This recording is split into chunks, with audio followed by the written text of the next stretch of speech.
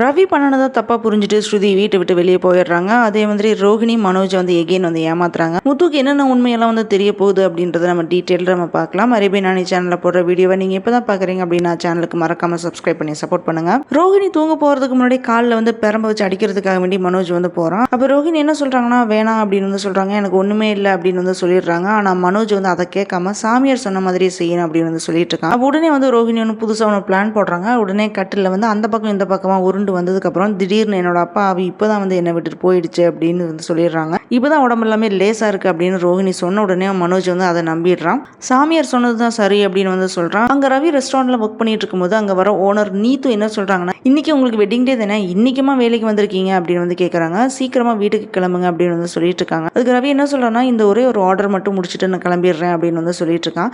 அப்போ அங்க இருக்கிற ஒருத்தர் வந்து சாப்பாட்டை வந்து கொட்டிடுறாரு. இதை பார்த்து நீத்து அவரை வந்து திட்டிட்டு தண்ணி எடுக்கிறதுக்காக வேகமா போறாங்க. அப்போ கீழே கொட்டி கிடந்த தண்ணியை வந்து தெரியாம மிதிச்சு கீழே வந்து விழுந்துடுறாங்க. அதனால நீத்துக்கு வந்து காலில் அடிபட்டுடுது. அவங்களால சுத்தமாக வந்து நடக்க முடியல. அப்போ ரவி என்ன பண்றான்னா அவங்கள தூக்கிட்டு ஹாஸ்பிட்டலுக்கு போறான்.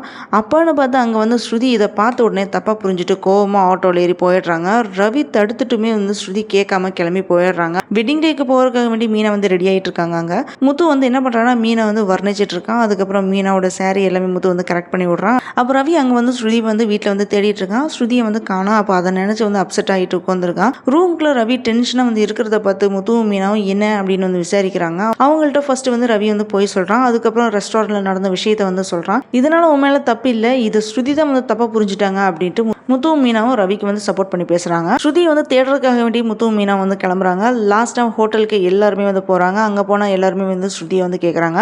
ஆனா ஸ்ருதி வந்து டப்பிங்கு போயிருக்காங்க அப்படின்னு ரவி வந்து போய் சொல்லிட்டு இருக்கான். அப்போன்னு பார்த்து ஸ்ருதியோட அம்மாவும் அப்பாவும் வராங்க. அவங்கள வந்து ரவி கண்டுக்காம நின்றுட்டு இருக்கான்.